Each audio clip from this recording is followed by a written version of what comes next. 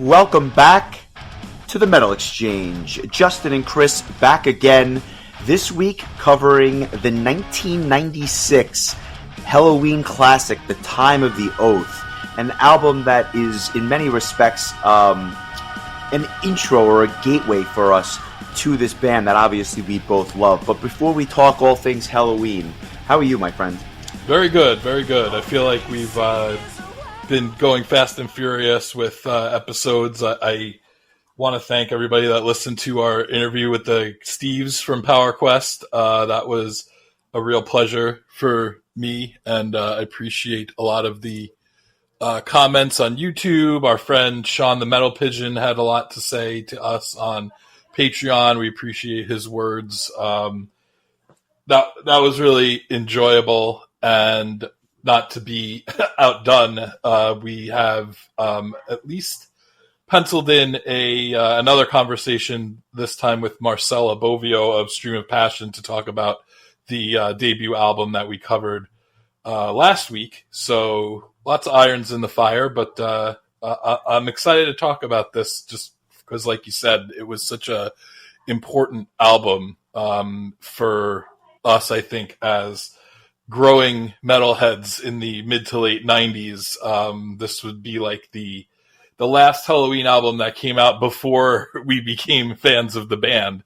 When we talk about Better Than Raw, which is the next album, that'll be the first album that we actually purchased as fans of the band as a new album. And I remember waiting for it to be released in the US because I think it had come out earlier in Europe and Japan and whatnot, but all that is to be discussed at another time. I'm really excited to talk about that album, but I'm also really excited to talk about Time of the Oath. I could probably just get started right now, so I'll cut myself off and let you get down to business first. Yeah, that's really funny. Before we get to Helloween, just a few mentions that I think are really I'll just say the stuff that I'm very excited about, that I've been listening to, and stuff that I think people should definitely check out in the coming days and weeks ahead. I don't know if people are aware, but Carrick Angren have come out with a new EP. This is the theatrical symphonic black metal band. I believe they're out of Spain. The album is called, or the EP is called, The Cult of Kariba. It's only 5 tracks, but the reality is really, really top-notch black metal.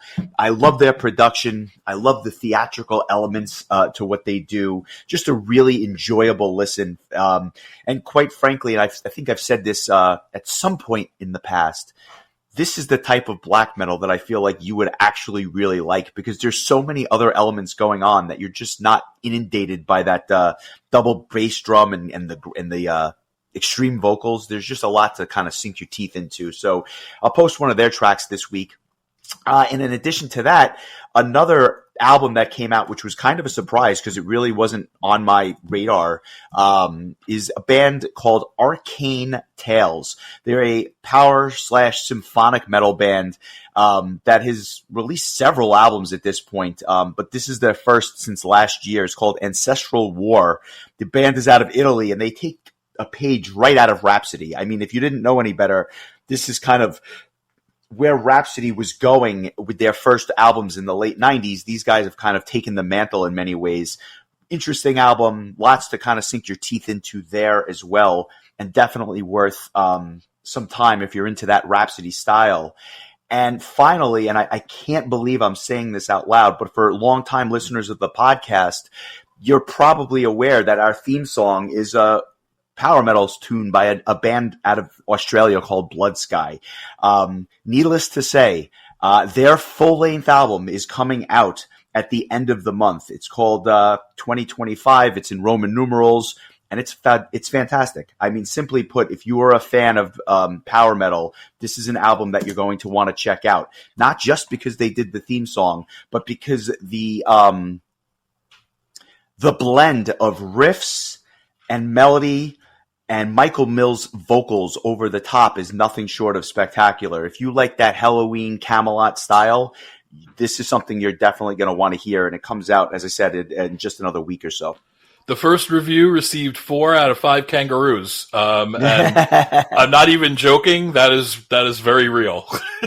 Yeah, no. I happen to see that as well, and I have a feeling they're going to get a lot more positive press as well. But I gave it 5 out of 5 koalas. So I think that's totally understandable.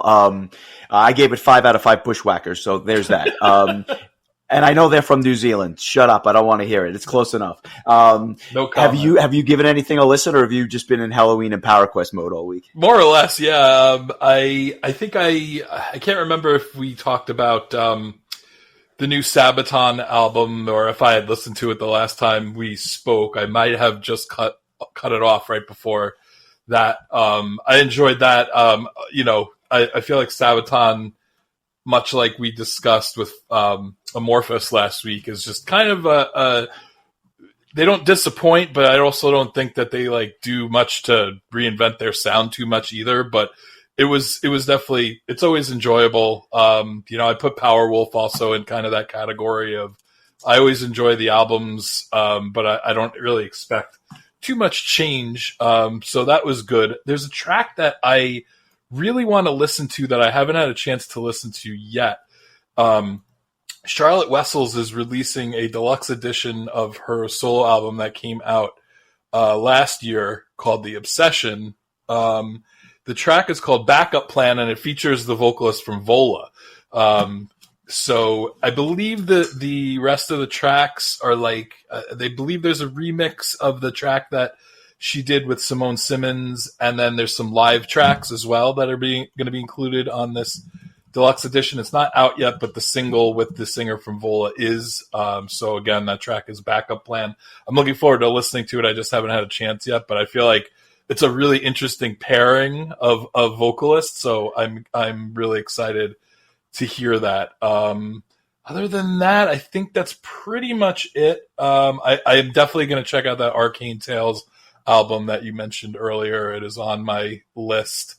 And I noticed that Electra Storm has some new singles. That was an album that I really enjoyed last year, I guess. And it looks like there will be a second album coming out later this year. The singles are really good that I've listened to so far. So I'll just mention that. And otherwise, after speaking to Steve and Steve, I went down the Power Quest rabbit hole, as I tend to do, and kind of my plan was to just listen to the first 3 albums, and I ended up making it all the way to the end of Blood Alliance.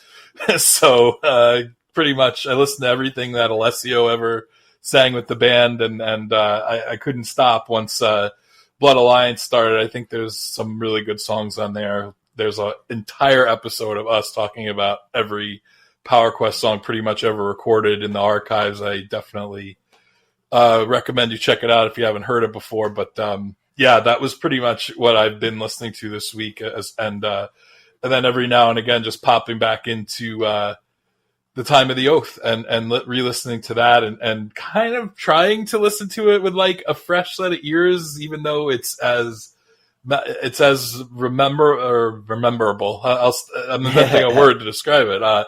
As it was when I first got the album and I first heard it, and then you tack on the 8 or so bonus tracks and B-sides and all that, and there's some really interesting stuff there to discuss. I'd forgotten about the Forever in One single up until today, so I had to remind myself about that. But as I tend to do when it comes to Helloween, I probably will not be at a loss for words here. Listen, before we talk about Helloween, I have a feeling this could be a long one, so strap in.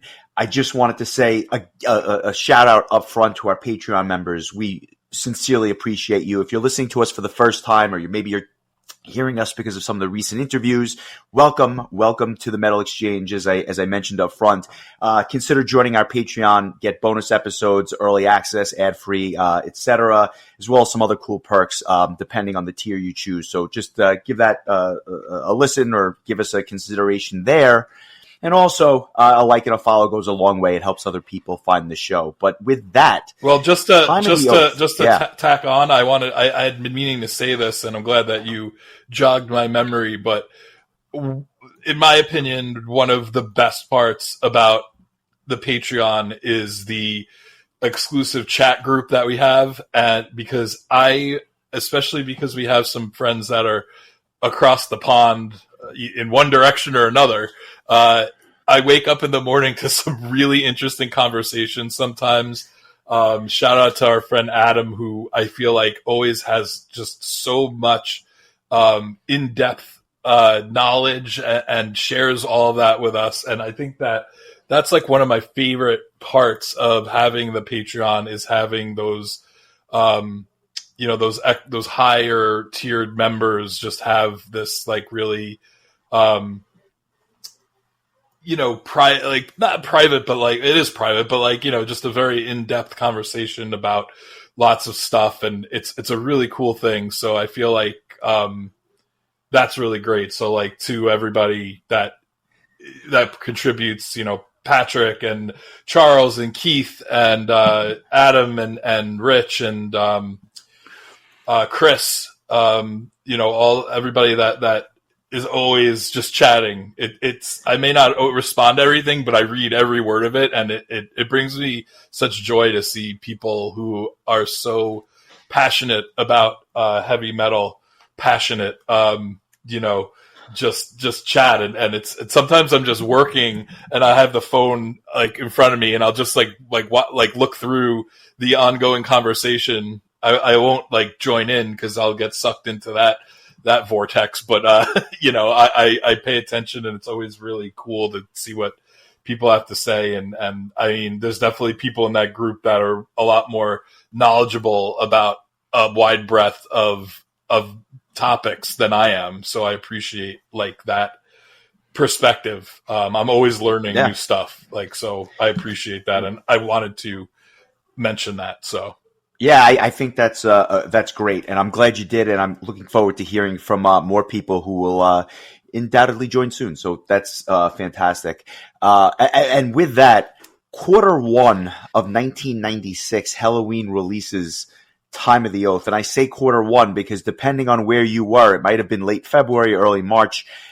This album came out, and as you mentioned, when it came out, I didn't know who they were, but within about a year or so, I was very familiar. And what was interesting is for longtime fans of the band, it doesn't really sound like Keeper of the Seven Keys Part 1 or Part 2. But if you listen to Time of the Oath, I think this was the next logical extension. And if you're looking for more of a historical narrative on the band, we've done all the other albums up to this point. So go in the archives. There's a playlist on YouTube. You can listen to them back to back if you want.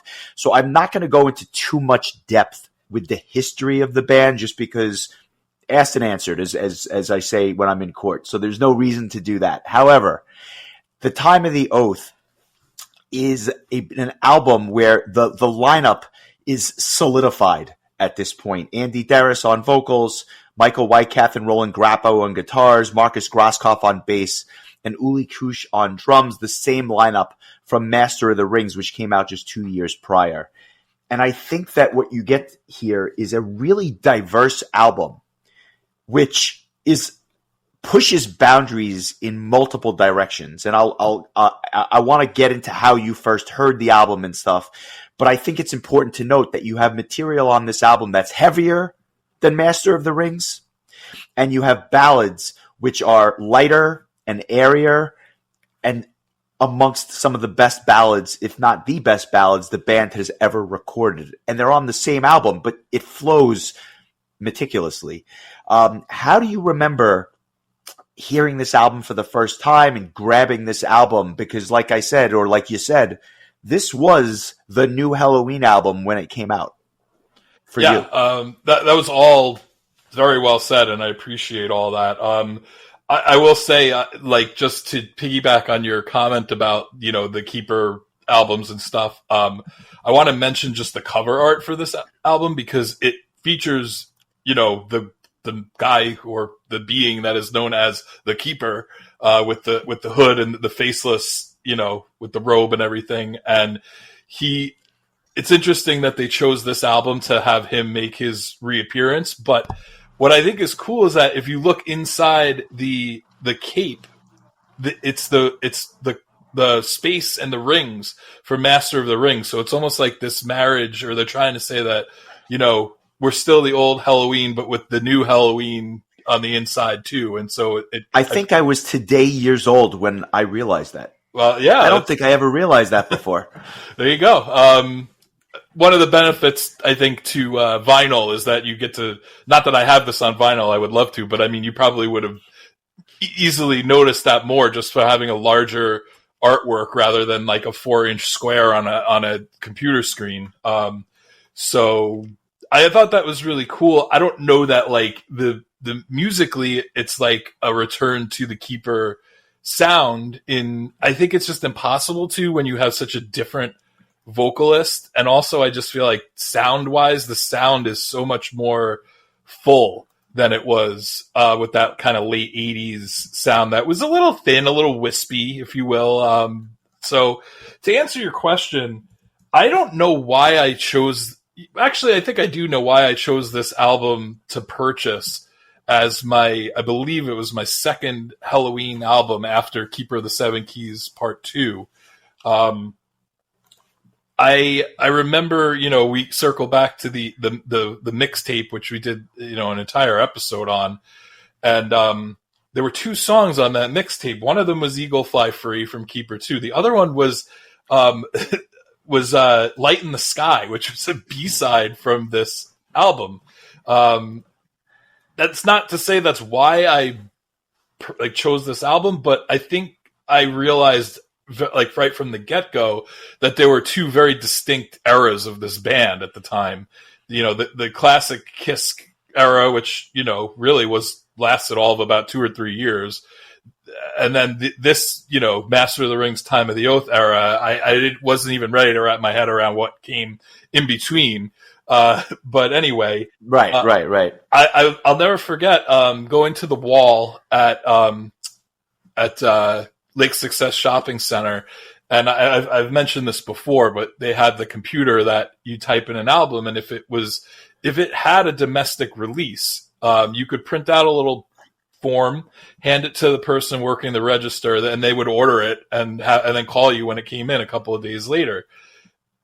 My assumption is that at that time you couldn't get Master of the Rings because I believe it had a very short run domestically, and then it went out of print really quickly.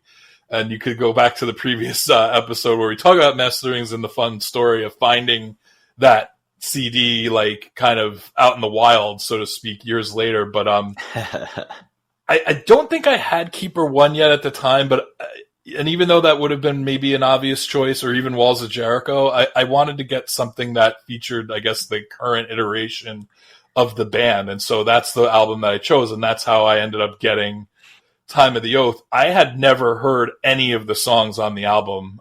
This was like one of those rare instances early on where it was a complete blind buy. I usually would buy records where I'd heard 1 or 2 songs, either via that original mixtape or Ralph playing us a track or something like that. So this was really just trusting in the process and assuming that a Helloween album can't be bad. And I think that is a very fair statement. I got this album after I had purchased High Live. The High Live was the double live album that had come out later in 1996 on the Time of the Oath tour. And I think that I was one of those people that like, I wanted just a cross section of the band. So I'm like, let me buy a live album, see what this was, or go into a little more depth. And from there, I wound up picking up Time of the Oath after. So I was familiar with about half of these songs already before I heard the album for the first time. But it's just interesting how we kind of came across it at the same time.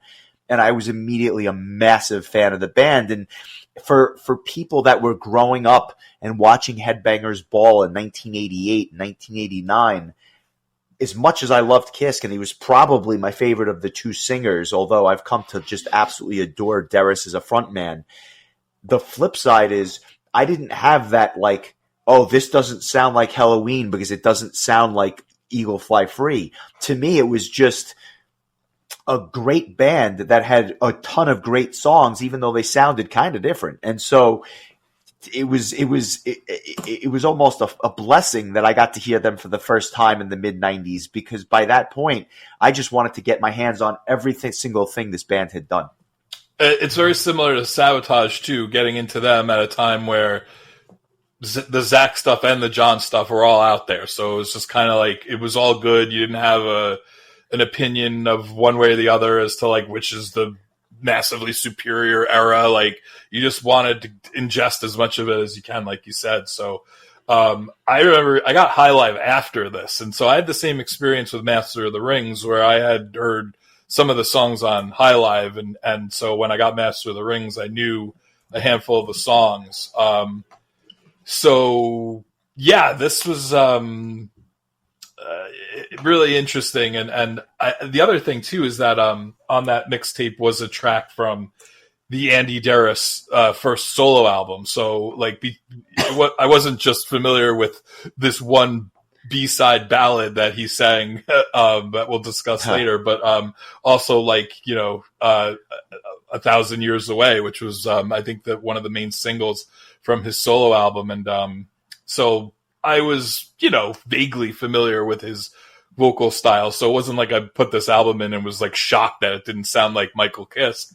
I knew what I was getting into, and I was like really excited. This was just one of those really early metal album purchases for me that I listened to repeatedly, probably to the point where I kind of needed to take a break from it for a while, which I did. And now when I go back to it, it's like all with fond memories and great nostalgia. But it definitely was one of those albums that I kind of overplayed, because I didn't have that much of a collection to begin with. You know, when you have like 6 or 7 albums, you just tend to rotate between those and whatever, you know, mixtapes you have lying around. And that was basically, you know, the everything that there was to listen to. God, don't get me started on Handful of Rain, which was at one point the only metal album I owned. And so I would just play that, then put on the mixtape, and then put Handful of Rain back on, rinse and repeat.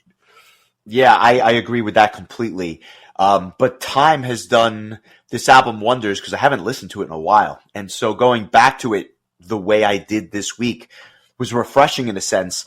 And I think I had messaged you offline, and I said, like, when I put this album on, I feel like a kid again, because it just brings me back to the time and place when I first heard this album. And so I think with that backdrop, I say we get into it. It starts with one of the heaviest songs to this point that Andy Darris had penned, and that was We Burn, a 3-minute banger of a tune that kicks this thing off. And when I said it was absolutely like heavier than anything that had come before it on Master of the Rings, this is one of those tunes.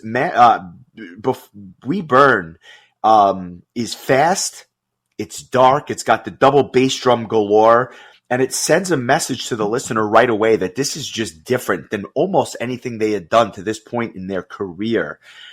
What I will say is I always thought the album sounded a little bit muddy. And this I think is one of those tracks where it almost sounds like the new Helloween album, just a little bit flat. And so I'll be honest, I listened to the remastered version when I went back and listened to the album, and it sounds a lot better, because I just thought it was a better mix altogether. But this song is really, I think, makes its mark with those heavy verses and that riff, which just permeates this track. Absolutely fantastic.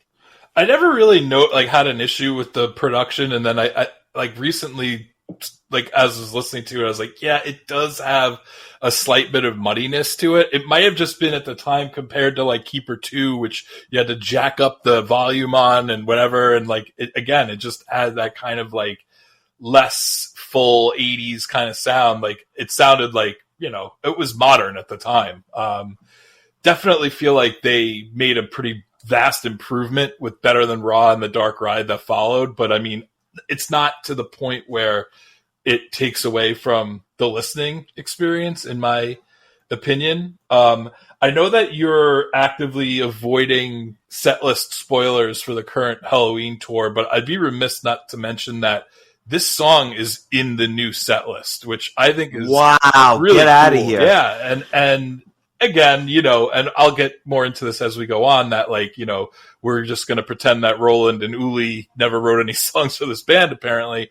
But being that Darius wrote this, I guess it's not terribly surprising, but it's a really nice addition to the current set list, in my opinion, because I feel like this album has kind of been glossed over if you take Power and Forever and One out of the equation. I feel like they really haven't paid too much attention to the tracks from this album in a live setting. I think they've thrown in Steel Tormentor at least before Kisk and Kai rejoined the band. But I mean, I just feel like some of these middle, mid 90s, late 90s, Roland Uli era Helloween songs sometimes don't get enough love. And I don't think I ever would have in a million years guessed that We Burn would end up back on a Helloween set That's list. awesome. So it's really cool to see that. But yeah, nothing that you didn't say. This is just a great opening track. I have my issues with Andy's songwriting over the years. I just find it to be incredibly inconsistent. But this album is probably some of his best work, between this and Forever and One and Before the War. Three really outstanding standout tracks. So great start and just very high energy. I forgot how short the song is. It's just kind of in and out. I think it's also how High Live starts, which is ironic because the next track, Steel Tormentor, is how High Live ends. Yeah, and this is one of those tunes which I've always enjoyed. Obviously, you enjoyed it because you've used it for your handle for several different things going back to about this period. Talk to me about what drew you to this song, because obviously it was one that you loved. Well, I will say the lyrics certainly went over my head when I was a kid, because now when I reread them, I'm like, oh yeah, this is definitely this is a song about sex. It's basically likening a car to a sex drive, more or less, and it's kind of typical Wyke, his tongue-in-cheek kind of humor, but musically it's it's a serious as hell song. And I remember anytime they play it live, I would lose my mind. I just feel like it's such a great song. I haven't picked a song of the week yet, and I really thought about making it this one, but I feel like I'm going to go in a different direction. It's just one of those things where it's other than one track, I really, really like all the songs on this album. I think this might be the best song on the album. I agree with that. It's not my song of the week. I've already selected something else, but it's probably the best song top to bottom on the album because the melody is great. That drum fill and riff at the beginning is fantastic. The verses are exceptionally catchy, maybe the best on the entire album. And I think it's one of Darius's best vocal performances on the album. It just has everything. And what I never realized was how just awesome the bass lines were on this song as well. There's just some punchy bass lines that find their way through the rest of the noise. Really kick-ass instrumental section. Everyone shines. I will say it's the best track on the album, even though it's not necessarily, maybe even my favorite, but it's not my song of the week. Yeah, 100% with you. I don't know if the band had gelled more at this point, but I feel like the drums and the bass really stand out a lot more on this album than it did on Master of the Rings, which is interesting because Marcus has been there the whole time. So but I feel like they really highlight him, like you said, on this album. You could really hear those bass lines really clearly.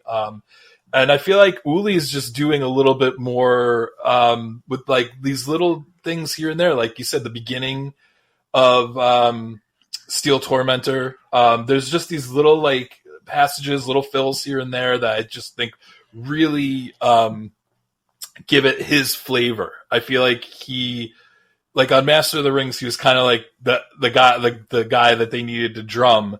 But on this album, he kind of comes into his own both as a drummer and a songwriter, which is great because he's really the only drummer in like the history of the band who wrote songs for the band.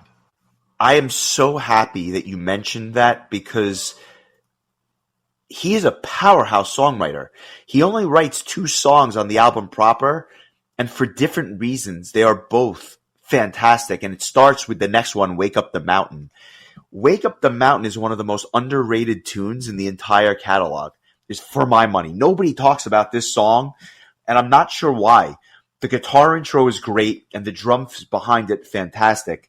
The verse actually features the bass really prominently, and I love how you have the vocals with the cymbals behind it. It's just a really different tune.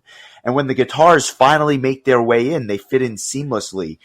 It has this really like solid chorus with layered vocals behind it and some interesting solos. This is one of the more underrated tracks on the album, and it's an album where the front half of the album did get a lot of live play, especially during the tour, and then the back half of the album is completely different, and we'll get there. But I think that Wake Up the Mountain is one of the more underrated songs in the discography of the band. It really goes to show you, I've banged the drum, no pun intended, about Roland's songwriting in Helloween and how important it was during this era. But Uli wrote these great songs too. On Better Than Raw, he wrote the long titled intro. He wrote Push. He wrote Revelation. He wrote A Handful of Pain. He wrote Back on the Ground, which was a B-side, but is arguably one of the best songs from those recordings. And then on Dark Ride, he wrote Mr. Torture and The Departed, Sun Is Going Down. Like, short run, only wrote songs for the band for 3 albums, but some of the most memorable Helloween songs. And I say the same thing about, Roland. He's a little bit, he only had 1 song on this album that he wrote, and that was the title track. But, because I think of the nostalgia, like, I consider this to be like the real classic era. It's almost like Helloween got a second classic era because like this lineup. They had 2. You can't say that the Kiss Hansen era wasn't classic, but this run of albums, this being the second one of 4 or 5 in a row, I think it's just as good in many respects. I remember thinking at the time that like this lineup had been together for forever, just because compared to the Kai and Kiss era, that lineup lasted about 2 years where they both were in the band together. Maybe 2 or 3 years. And so this lineup lasted from Master of the Rings all the way to The Dark Ride, which was like 6 or 7 years. So it's like 3 times as long. In retrospect, like the current iteration of the band, not counting Kiss and Kai, has been together the longest of any Helloween lineup. But like this, for whatever reason, I would put, Rings, Oath, and Raw, and throw in Dark Ride too, as like maybe some of the best power metal albums consecutively released. I actually threw out like on Facebook, just wanted to see if anybody wanted to throw in some comments, and Mike Johnson said the same thing. He said the 3-album run of Rings, Oath, and Raw is killer.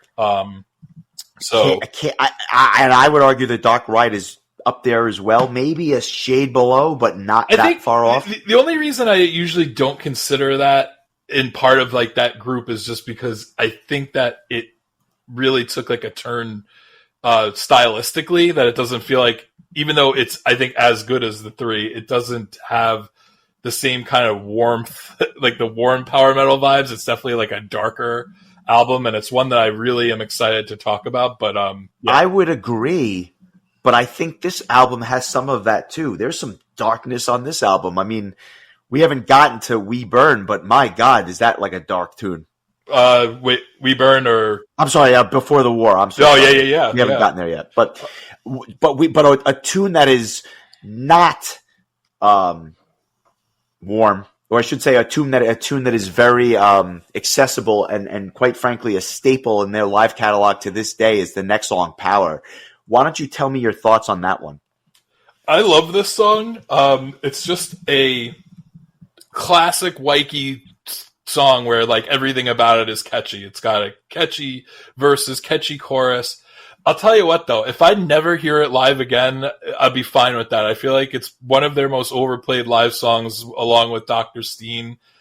It's one of the rare songs where, much like Even Flow by Pearl Jam, I actually prefer the studio version of it because it's just the live version turns into like a whole sing along, and I'm like, man, we could have gotten another song.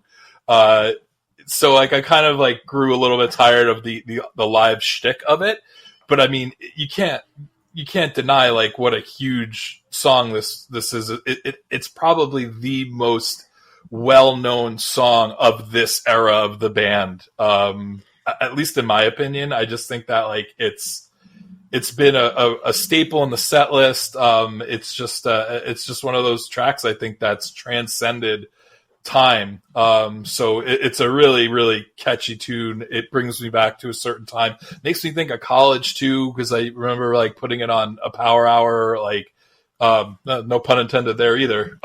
Just a really solid tune. It's just been played to death for me. But I still don't tire of it. I just really like the studio version of it a lot. It's like a really short and sweet and really classic power metal tune. I understand what you're saying, but I think that there's certain songs that just transcend the live setting in the sense that you know it's coming and you know it's probably taking the place of another song, and I don't care. I would put it in the same category as like Fear of the Dark by Iron Maiden.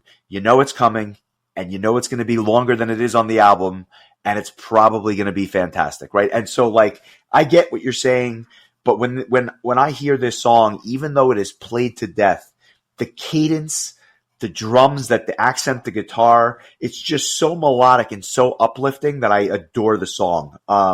Great guitar solos. I love how they both guitar players play the same solo before branching off and then playing different solos. This is a song that makes me feel young again, and I'm there for it even to this day. Even though I'm sure it's in the set list again, I'm fine with it. Like, I'll give them a pass. Let them play it for 6 minutes. It's fine. Yeah. This was a track that was released as a single prior to the album coming out. Not by a lot, by a few weeks, really. Came out on January 16th, whereas the album came out on February 29th in Japan, March 5th in the U.S. Our friend Matt Craig said it's easily his favorite Andy Darris album. He was working at his college radio station when it came out. They had the single for Power, and he played that a lot. He said it was so good, he was hoping it was a precursor to what the entire album was. He was a big Helloween fan in high school, but after Keeper 2, he lost interest and faith in the band. Master of the Rings drew him back in, and Time of the Oath got him back on the train. So many great songs on Time of the Oath, including the amazing power ballad Forever and One. And what better way to intro that track than those comments from our friend Matt.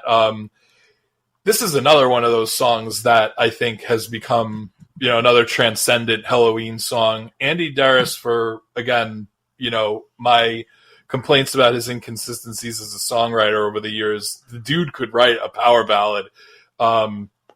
He wrote another couple of them as B-sides to this album. But this is a song that I've always loved, that I think they've breathed new life into by having Kiske and Darris sing it as a duet now.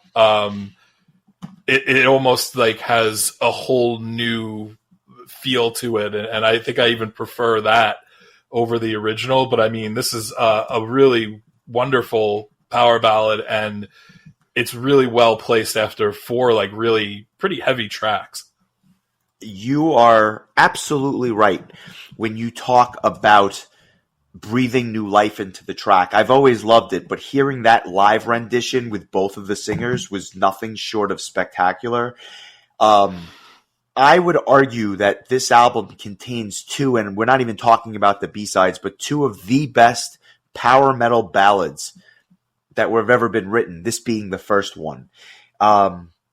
It also might be, and you can correct me if I'm wrong, but the first Helloween tune where a piano was like really prevalent. I mean, like really prevalent. I don't remember one before this. I'd have to think about it. I mean, probably on Chameleon, but I mean, because that was. But used in this way for sure. But I love Darius's vocals. They're just dripping with emotion on this track. And while it's a simple song, it's totally effective.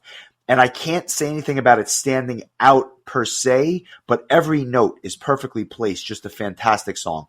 Yeah, I remember, especially on the High Live album, that it felt really, it just felt like really special to have that kind of ballad in that live set list. I feel like, I don't know, I always talk about, like, during this time, I was such a sucker for ballads. I think I like If I Knew even more than Forever and One, maybe just because it was played a lot less, but... we'll get there, but yeah. I actually agree with that. Yeah, but you know, Darius continues on with another song that he wrote before the war. It might be argued that this is the best song Andy ever wrote for the band. I mean, this is an outstanding tune. It's outstanding, and much like We Burn Up Front, Darius was angry, or something was bothering the guy when he was writing these songs, because they were absolutely brutally heavy. This one is a banger. It's fast, it's heavy, it's in your face. I'm a huge fan, and I thought that Uli's drumming was just superb on this track. Great workout song. I love listening to it at the gym this week.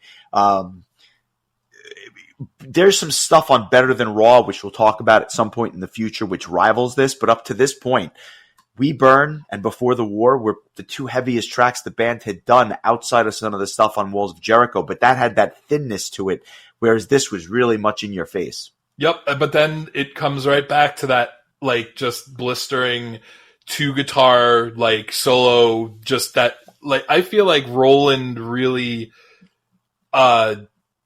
just took the place of Kai in such a great way, more of a lead guitarist than Wyke, but the two of them together, I think, had such a chemistry that I think is undeniable. And I used to, I know I've mentioned this before, but I used to love listening to High Live on headphones, because you would hear Roland would be in the left channel and Wyke would be in the right channel, or vice versa. I don't remember exactly which, but it was cool because you could actually pick out which one's, you know, playing, which I thought was super, super cool. I love that. And you can, I've learned over the years to be able to pick out Roland's guitar. Has such a, I don't know what kind of guitar he uses, but it has such a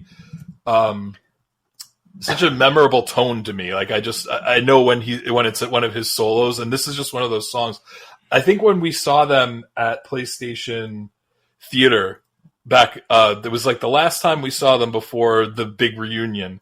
They played this, and I don't think either of us knew they were going to play this. And I lost my mind. Yeah. That was one of my favorite moments at a concert, because it was just so out of left field. The reunion tour has been spectacular. Maybe my favorite shows of all time, but the show before that, the one you're referencing before the band, you know, brought everyone back in, that was a special show at the PlayStation Theater, and in no large or small part, I should say, because of playing this track.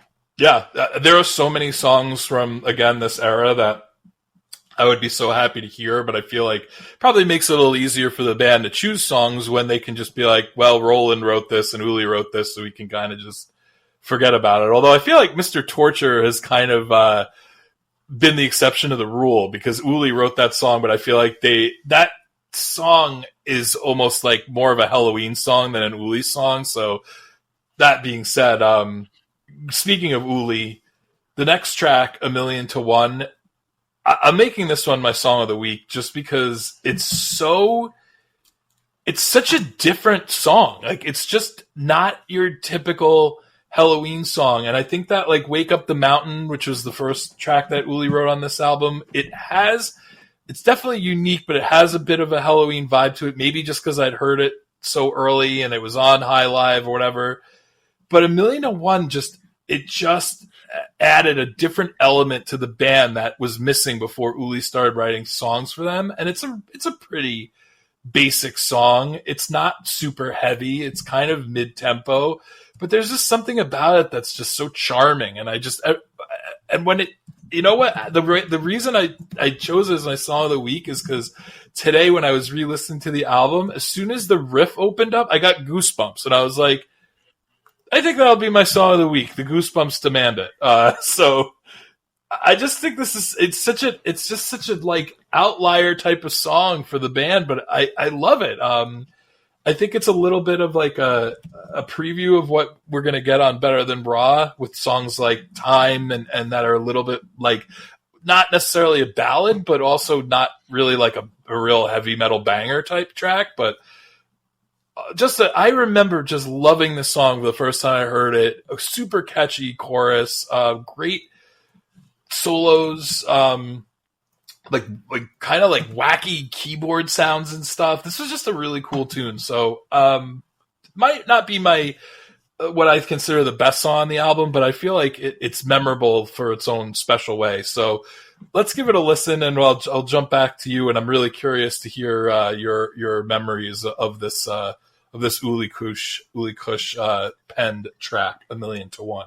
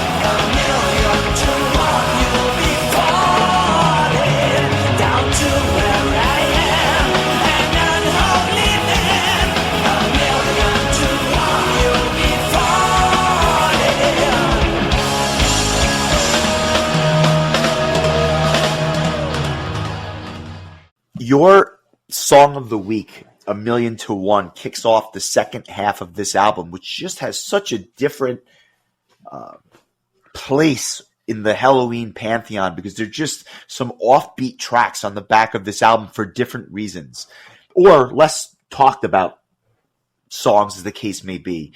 But I'm thrilled you chose this, because this is the song that has been stuck in my head all week long. I find myself singing it on my walk to work. I'm singing it to myself in the shower. I'm singing it to myself when I'm making dinner. Like, the chorus of this song is absolutely infectiously catchy, and so I'm glad you chose it. It's not my favorite track on the album. I'm not going to say it's the best track, but it might be the biggest earworm at this point. The verses are really straightforward, but again, that chorus is just so good. And I've always enjoyed it. Even as a kid, I love this track. So I think it's a great choice. Excellent. Yeah.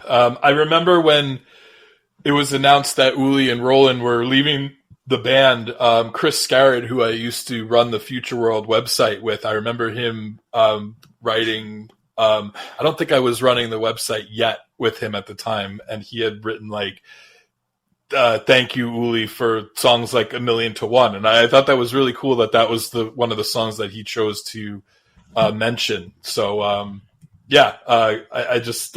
feel like this probably is one of the best forgotten Helloween songs. Yeah, I agree. And then we get to a track, at least in my opinion, that should have stayed forgotten.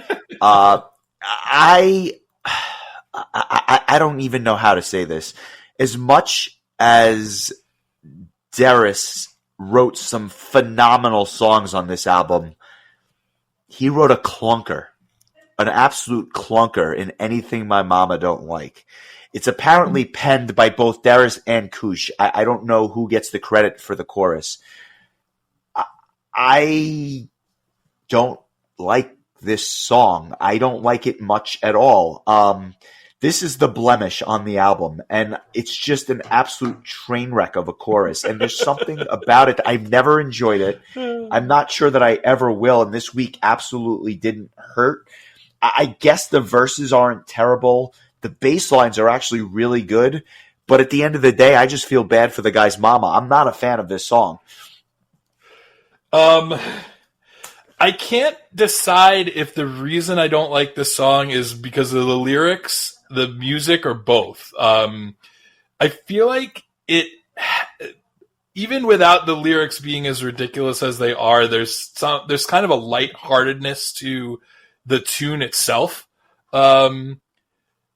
It just feels like a B-side. Like it, you harken back to the story about how Heavy Metal Hamsters, like when Wyke wrote it, he fully expected it to be a B-side, and somehow it ended up on Pink Bubbles Go Ape. And frankly, I think Heavy Metal Hamsters is a better song. Whatever. This one's a miss for me. I feel like I don't know that this album is a 10, even if you leave this song off of it, but it definitely sours the total experience at least a little bit. It's a weird song. I feel like that. Another song. Pink Bubbles had a couple songs that like were just kind of out of place. I'm Doing Fine, Crazy Man was another one I think of. Chameleon had some weird ones too, but Chameleon was known for every track being offbeat compared to the last one. This one was just odd. And it's wedged between two really good songs. It's very, very odd. I'll get to this when we get to the B-sides, but like there's definitely a track or two that isn't a cover that I would have preferred in this space. Other than this, I think if this my position is it's a 61-minute album. This is a track that's under 4 minutes. Leave it off, make it a 57-minute album, and the score goes up. But I have to give credit where credit is due, and I have to criticize the band for this track.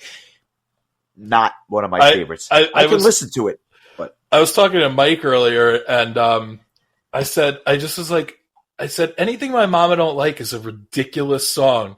He goes, yeah, but that part at the end where he's like, don't like, he goes, that part always makes me laugh. So I'm like, all right, fair enough. It has like one redeeming quality during the last 3 seconds. But I feel like this was just a song. I don't think I would have thought twice about it if it was a B-side. It just seemed like an odd choice to make the album proper.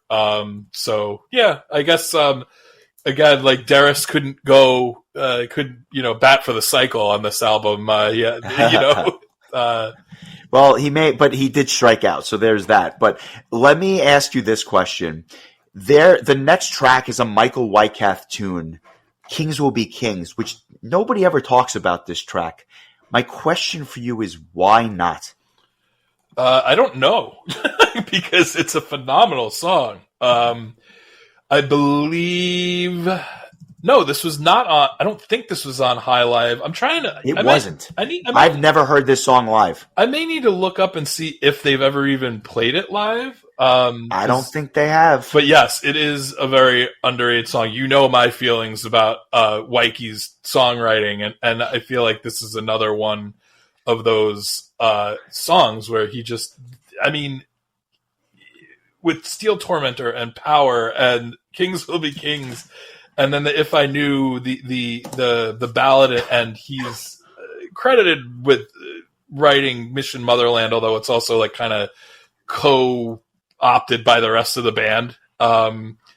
He's like in the zone on this album, and it almost makes you feel like bad that he only gets like 2 tracks nowadays, because he's such a powerhouse songwriter, and on the albums where he's kind of carrying the load, I feel like those albums tend to be a little bit more memorable for that reason. So yeah, this is another outstanding song, just a real power metal powerhouse, if you will, by the guy who wrote the song Power. Yeah, he is on fire. This album may be the best work of his career, top to bottom, because his thumbprints are all over this thing. Kings Will Be Kings is my song of the week. I'll explain why, but let's give it a listen first, because this is a monster tune if you've never heard it. Show us what, who made me, it's changing all, disclose it.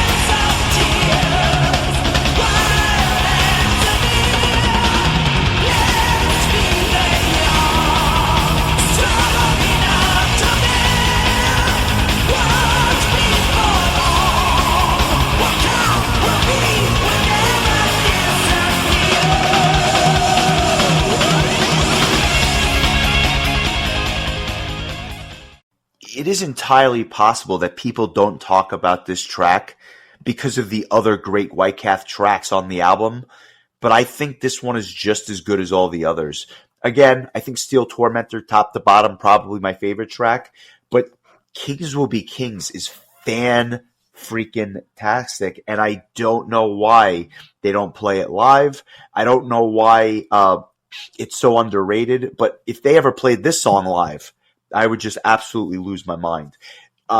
The instrumentation before the first verse even kicks in, you're off to the races before this song even gets into the batter's box. This is the way modern power metal sounded in the late 90s. And quite frankly, for my money, this is the way modern power metal should sound now. It's that good. The soloing, like, just it is. There was this perfect style of where Wyke and Roland would play together. And then one would do a solo, and then the other would do a solo, and their guitar tones were different enough that they felt like it was a different person playing. And this song is such a perfect example of how good that sounds. The guitar work in the solo section of the song is some of the best in the history of the band, in my opinion. Yeah, and then I would just top it off with the fact that the fatigue factor that exists with some of the other tracks, it doesn't exist here, because the back half of this album never got played as much as the first half, certainly live. Song of the week, no questions asked. I thought Mission Motherland was going to be your song of the week, I'll be honest. I toyed with it. It is also underrated. It is the epic on this album. It clocks in at 9 minutes long. Everyone here shows their chops, and it's kind of proggy in that sense because it is such a long song, like a long tune. I like the dichotomy between the verses and the chorus, and I think the guitars stand out on this track just the same as it did on the track before it. But what I really never noticed before is just that funky sounding bass during the instrumental section. Fantastic. Really good tune. Not choosing it, but really good.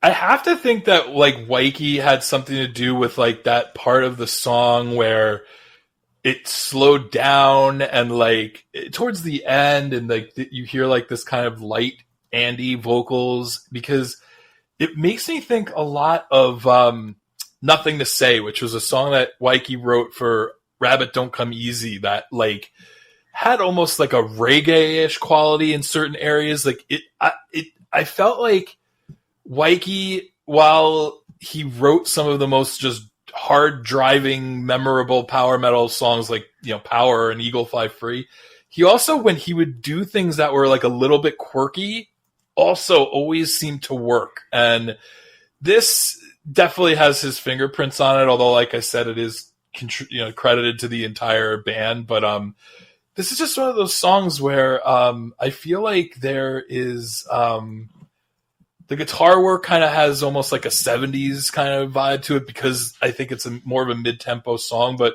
for a 9-minute track, it really never gets boring, and it's just a really fun. I'm glad you mentioned that it's proggy, because it's probably as close as you're going to get to a proggy Helloween song. But I always felt like this and Revelation from Better Than Raw, probably the two longest tracks on either album, that were like, there was something special about them because of that. Like, it was like Helloween, I mean, no strangers to writing long epics with Helloween and Keeper of the Seven Keys.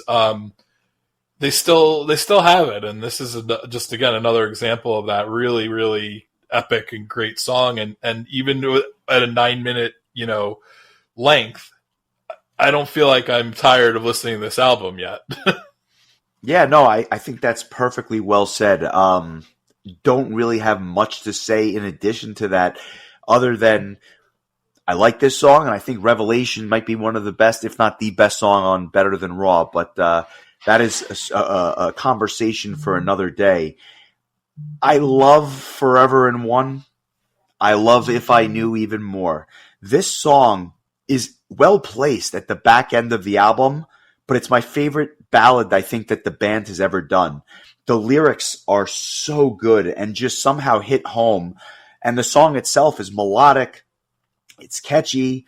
And it just doesn't feel cheesy like some other ballads can do. And then when you add in the backing vocals, it almost has like a doo-wop quality to it, which I thought was a little bit weird, but it just lends itself perfectly to the song. Great song, no matter what the genre is. One of my all-time favorite ballads. There is something just deliciously 70s about this track. It has a Clapton-esque kind of vibe to it. And then I wish I could have asked Wyke about this when I spoke to him, because the organ that sound that is in this song is something like, I don't know if it's a patch or a certain organ style. I wish I knew what I don't know if it's a Hammond. I don't know. I don't know my organs as well as I should. Yeah. That will probably be taken out of context. But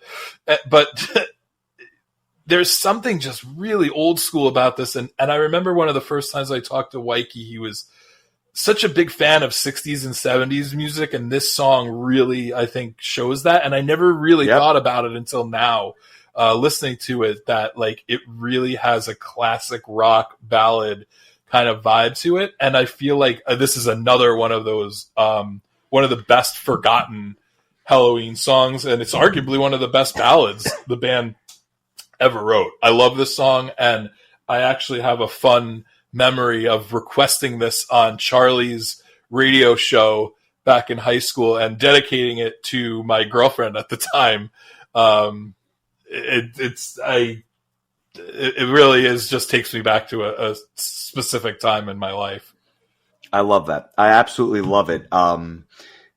Again, and well placed. Like it just kind of breaks up some of these tunes, but I would argue that the last track, the title track, is one of the most fascinating tunes in the entire catalog of Helloween.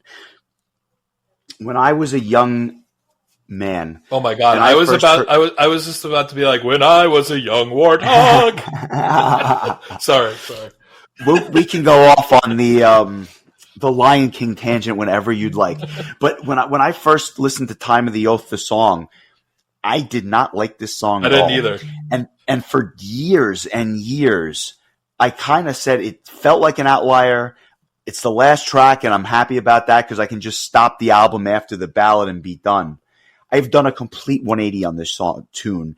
And it's not because of this week. I would say about 10 or 12 years ago, I listened to this song and I'm like, oh my God, this song is amazing. Absolutely amazing. Even though it has that different vibe, it's more industrial sounding, it's slower, it's deliberate. It's just a fantastic song, and it took me a while to come around to it, but that's why you go back and listen to things with a fresh set of ears. It's funny. This was another one from Roland, which I have to credit to songwriting, because he just writes a phenomenal tune here, and I think lends itself to the diversity that is the second half of this album. And I'll be remiss not to say, every time I heard Chris Benoit's wrestling theme song, I always thought of this track. They sounded so alike. So I went back and I listened to that song this week. They don't sound quite as similar as I once thought, but not terribly far off. Well, the opening riff was definitely similar. This was a song I also didn't care for, and I think just because it really felt so different from everything else on the album. But now you listen to it and you're like, this is the birth of Master Plan. This is the birth of the Dark Ride that Roland had so much influence on. Like, you can tell, like, this might be where the schism in Helloween started, because it's like you could tell that Roland wanted to kind of go in a little bit more of a dreary direction with the band, and with a little bit less of that like really happy power metal. And this song, God bless it, Roland also wrote the last song on Master of the Rings as well, with Still We Go. He was like the master of ending Helloween albums, I guess, for a time. And this was, in retrospect, I can't think of a better track on this album to end things. And I'll tell you when I turned around on this song. It's when Master Plan released their Pumpkins album, and I heard Rick Altsey sing it. And maybe it was just like a different perspective or hearing somebody else sing it, but I was like, damn, this is a really good song. Now I go back and listen to it, and I'm like, yeah, this song is really good. Like I mentioned earlier, Roland's only entry on the album. I mean, I don't even think he wrote any of the B-sides either. He just wrote this one song, but it's a heavy hitter and a great way to end the album. So, it's funny that we both kind of turned around on this one. And both hated the one track on the album. I want to talk about the bonus tracks. So let's go into that briefly, and then we can give it our rating. But there are a lot of bonus tracks on this album, 8 in particular, and I'm not going to go into as much detail on these, although I have something to say about each of them. I don't know why the band was churning out so many B-sides at this point, but they were doing it fast and furiously. Yeah, I think there's 15 B-sides and bonus tracks on Master of the Rings and Time of the Oath combined between those two albums. That's crazy. Yep. Well, let's kick it off with Still I Don't Know. This one is a heavy tune that's kind of more metal than it is power metal, I would say, and it has a bit of an Accept vibe, at least to my ears. Arguably one of, if not the best of the B-sides, perhaps. It's a catchy tune. I think the chorus is a real highlight, and it just sounds a little bit different than those in-your-face verses. I'm a fan of this one, and if it to your point, if it would have replaced anything My Mama Don't Like, the album gets a better score. I think this would be the song I would swap out.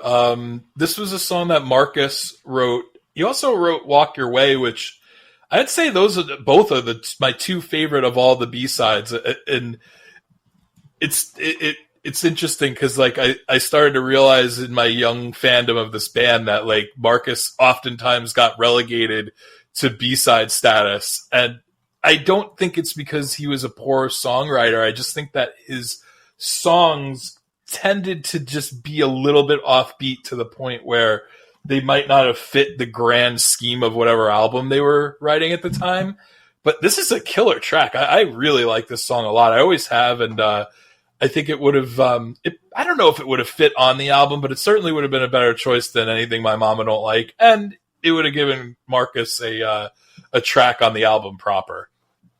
Yeah, I agree. And I feel like it was just because the songs were a little different then. This one not being any exception, that's why he got relegated to that status. But it's a really good song, and it wouldn't be completely out of place on the album. Yeah, agreed. So with that, let's get to Take It to the Limit, an Uli song that is, well, simply put, it's a good song. I think that it has like a video game soundtrack kind of feel to it with a touch of K-pop or anime thrown in. It's kind of a weird tune, so I can understand why it wasn't on the album proper, but it is a very interesting song. It's just a little offbeat, I guess, but there's something charming about it. You mentioned that 70s rock sound. You hear it on this track as well. Yeah, I think like that like synth intro is almost kind of 80s. It's kind of a really like an upbeat poppy kind of track. Again, I don't know that it would really fit on the album proper, but it's a good tune. Uli wrote this one, and these two tracks were actually the Japanese bonus tracks. I don't believe either of them appeared on any of the singles, but they are on the expanded edition of the album that came out with all of the B-sides included. One of the songs that the band absolutely did not write is the next one, and Helloween would go on to do a lot of great covers on Metal Jukebox and throughout the course of their discography. This was always one of my favorites, and I'll be honest, I had never heard Electric Eye until I heard Helloween do it. I was just getting into Judas Priest, or about to start listening to Judas Priest around the same time, so I actually heard both versions not far apart, but I heard the Helloween version first. And I love the song, and that's, I think, part of the catalyst for checking out some of the old Priest material. Great, great cover of a Judas Priest classic. Yeah, definitely my first experience hearing the song as well. Probably at the time, like, You've Got Another Thing Coming and like Living After Midnight might have been the only Judas Priest songs I was aware of, and this would have been number 3, I suppose. That was one of the things when I got a fan-made B-side collection from eBay as a kid. Hearing so many covers, I was like really surprised at how many covers Helloween did. They did quite a few during the Master of the Rings sessions, and they did a bunch during Time of the Oath, this being one of them. Really well done track, and it turns out it's one of my favorite Judas Priest songs because of it. Just being exposed to it at a early time in my fandom of metal. I want to pivot to another cover, not quite as well known, but the next track is called Magnetic Fields, and it's composed by a French composer, Jean-Michel André Jarre. A little bit prog, a little bit techno, a little bit electronic, but apparently the guy is wildly popular because I think he sold like 80 million albums. What are your thoughts on this interesting, futuristic sounding instrumental track? This was I feel like Helloween had at this point, they were making a habit of putting like what really could be considered like a guitar clinic on as a B-side. I mean, that's, even though this is a cover, it's an instrumental song, and I think that it's really meant to focus on guitar work. I wonder if this was a Roland choice to cover this. I might have to ask him that. It's interesting. It has kind of like a futuristic yet at the same time 80s kind of. Maybe it's like how you would picture the future in the 80s. It might be the best way to describe it. Interesting track, but completely understand why it's a B-side. Yeah, and I like it as well. It's just a little bit different then. And then the third cover is Rain, a Status Quo cover. Had you heard the original prior to hearing it on this album? I don't know that I've ever heard the original, if I'm being honest. Oh, there you go. This one has Roland's thumbprint on it as well, at least in my opinion. It has that soulful, it doesn't sound as soulful, I guess, as like the Grand Funk Railroad cover from Master of the Rings, but it has that bluesy vibe and 70s hard rock sound, I think, with a touch of ZZ Top thrown in. I actually rather like this one as well. It's fun just because it's such a different sounding song than what you're used to hearing the band do. Like, these B-sides really show how much range the band has. Even though there's like a template, I think, for what goes on the main album, it's cool that all this stuff got recorded and is out there. And I remember being absolutely, like, I was so obsessed with this band when I was in high school. I needed to hear every possible thing that they recorded, and that's why I like went digging into get like hearing all these B-sides and to I'm at the point now where I know the B-sides just as well as all the rest of the songs, and it's part of the story, and I'm glad that we've chosen to talk about all that. Again, I hope one day somebody just wants to like hear about the history of Helloween and they just listen to all of our Helloween episodes in order. I plan on at some point be making our way through the entire discography, and it seems as if we're covering all their new albums as they're released so that we don't have to go back to those at least, but there's still a hell of a lot left, and I'm again super excited, especially about the next handful. But I have to say, these last three tracks that are original compositions, I like all three of them very much for different reasons. Well, the last two have at least a common thread, but talk to me about Walk Your Way, because that sounds different then. Yeah, it's another like quirky Marcus tune. This is another one that I would not have been upset with if it was on the album proper, other than Anything My Mama Don't Like. But like I said before, this and Still I Don't Know are my two favorite B-sides from this session, and Marcus wrote both of them.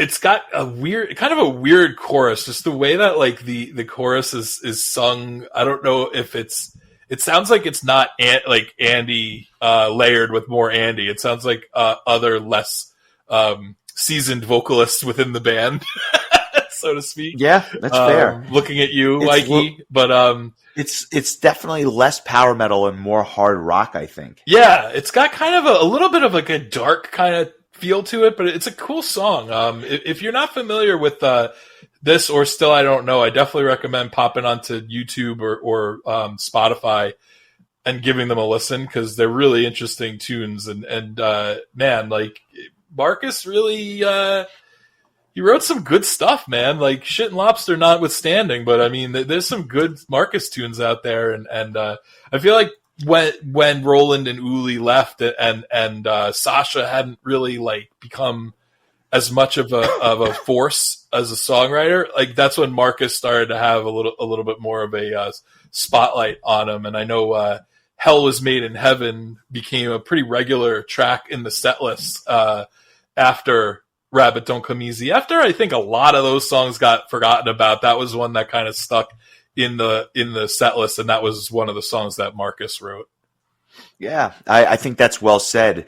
The last two tracks are both Derris ballads. The third and fourth that we're talking about tonight both have a acoustic vibe to them with that guitar and the piano. Light in the Sky, I remembered, as you mentioned, from Ralph's mixtape. Time Goes By, I kind of forgot about, but both are really good. I mean, the latter, both of them are great. Light in the Sky reminds me a lot of what Pink Cream 69 was doing with Derris prior to him joining Helloween. And Time Goes By is just a forgotten song that could have easily been on the album just the same. I happen to love both of these ballads. This single is like the Andy Derris ballad collection, because it's the Forever in One single, and then it has these two tracks, just three like real. Like imagine buying this single hoping you're gonna get some like killer heavy Helloween songs, and you just get three power ballads, Sappy Derris ballads, and I say that in the nicest way possible. And if you buy the Japanese version, or no, I'm sorry, the European version, which I believe was the copy that Ralph had. It was released after High Live, so it includes In the Middle of a Heartbeat Live as the second track. So it's a full 4-song ballad collection. So yeah, it's a little. I guess not a lot of people realize that it was re-released after High Live with one of the tracks from High Live on it, the Forever in One single, that is. But man, Light in the Sky just will forever be one of those songs that takes me back to a specific time, because it's so weird for me to say that the first two Helloween songs I ever heard were Eagle Fly Free and Light in the Sky. Like, you may be the first and only person on the planet that can say that. And I'm not exaggerating. I don't know that there's another person on the planet that can say that. Well, at least outside of our friend group. I'm not even sure in our friend group. Yeah, those were the two songs. And I really honestly think the reason that Ralph put Light in the Sky on the tape was because it was a short song, and he had a little room at the end of, I think it was at the end of the first side of the tape. For all I knew at the time, it was like like Helloween's most popular song. I don't know, but one of their most well-known songs and one of their least well-known songs were the first two I ever heard. Time Goes By kind of, in a similar vein. I think of Where the Eagle Learns to Fly, Pink Cream 69 song, I think from their second album that Andy wrote and performed with Helloween when he first joined during some of the early Master of the Rings shows. I remember Mike really liking Time Goes By.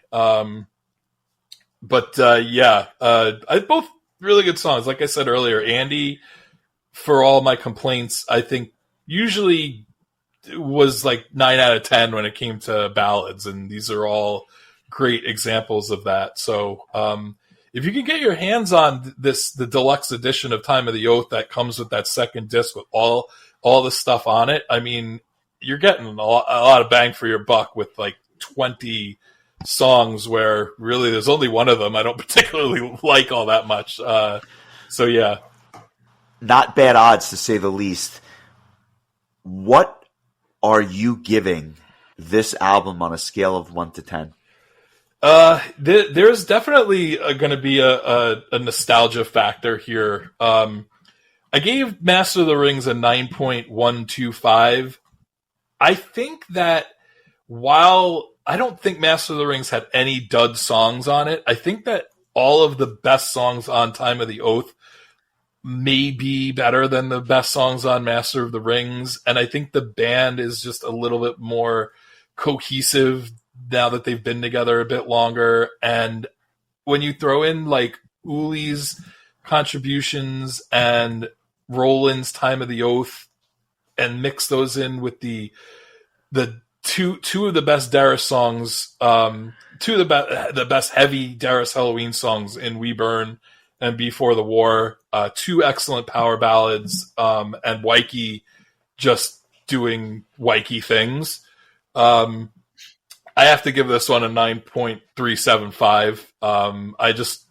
This is just such a seminal album in my metal history. And, when I asked people for like comments, like Adam and Mike both kind of called this like more of a middle of the road album in terms of their discography. And I think I can see that if you got into the band maybe later on or earlier on, but just for me, this was like right in that sweet spot where when I got into Helloween, this was the most recent album that they had. And so I listened to it a lot, and I just think there's some like really, really good songs. Adam Phillips said it's probably middle of the road in terms of their discography, but it has a few of the best songs they ever wrote. Probably fourth favorite Darius album, and that's not meant as a slight. Power is easily a top 10 Helloween song. I mean, yeah, for me, like We Burn, Steel Tormentor, Wake Up the Mountain, Power, Forever and One. Before, I mean, it's literally every song except Anything My Mama Don't Like is a phenomenal track on the main album proper. The only reason I don't rate it higher is I just think that there are better Helloween albums to come and that have come before it. But it's a hell of an album, and I think while nostalgia does play a part in it, I don't know that without nostalgia I would have ranked it that much lower. Yeah, I think that's fair. Nostalgia plays a part, but it holds up well. And so I can't knock it because it's still great. I struggle because I gave Master of the Rings an 8.75, and I'm saying to myself, is it better? Is it worse? Probably a touch better when you factor in the bonus tracks for sure. A lot of depth there, although both albums have great bonus tracks. So taking those out of it, I'm going to say it's a 9. I think it's just a touch better because I don't know that Master of the Rings has tracks that are not as good. I just think that, but for the one track, and I'll give it a demerit for that, it's nearly flawless and a great release that brings me back in time. Is it worse than Pharaoh? Anything My Mama Don't Like. Oh, God. Can I plead the fifth on that? I really don't know what to say. I don't know that it is better. I'll be honest. Pharaoh might be better. I think that Divine Wings is probably overall like a better overall album. So like that one song, Killing, the 10 out of 10 is more devastating on that than on this one. I feel like Time of the Oath wasn't a 10 out of 10 album even without Anything My Mama Don't Like. So I feel like you're dinging it a little bit less, or it's less. I don't know. I'm curious to see where we land with Better Than Raw, which, spoiler alert, might be my all-time favorite Helloween album, even better than the Keeper albums. So we'll see what happens when we get to that. But that, to me, was like almost the perfect era of the band, and I don't remember there being any bad songs on the album. Don't Spit on My Mind wasn't great, but better than Anything My Mama Don't Like. Yeah, for sure, but by a lot. So I look forward to discussing that album. I don't, I'm not sure if Helloween has a 10 out of 10 album, but I guess we'll find out as we make our way through. I don't know that I don't even think we gave the Keeper albums 10s, honestly. Have to look back into that. I'll look real quickly, and no, like we both gave them 9.75s. So I think Keeper 1 was just a little too short, and I think Keeper 2, as great as it was, well, I think it's just not perfect, but damn near close. That said, I'm not going to do any news this week. I think we've gone long, and I'm not going to bore anyone, although Iron Maiden is going out on tour with Anthrax and Megadeth, and that's pretty freaking cool. But I want to ask you this. Do you want to tell everyone the request for next week, or do you want to just drop it as a surprise? We'll have our production meeting as we're recording, because next week's episode is one of the most curious and interesting pieces of music I've ever heard in my life. I'll let you do the call, make the call, because I haven't even listened to it yet. So like, I don't even know what it is that I'm either not saying or saying. So we're just going to drop next week's episode in the feed. Patreon members will get it early and ad free. Everybody else will get it when it comes out in November. And,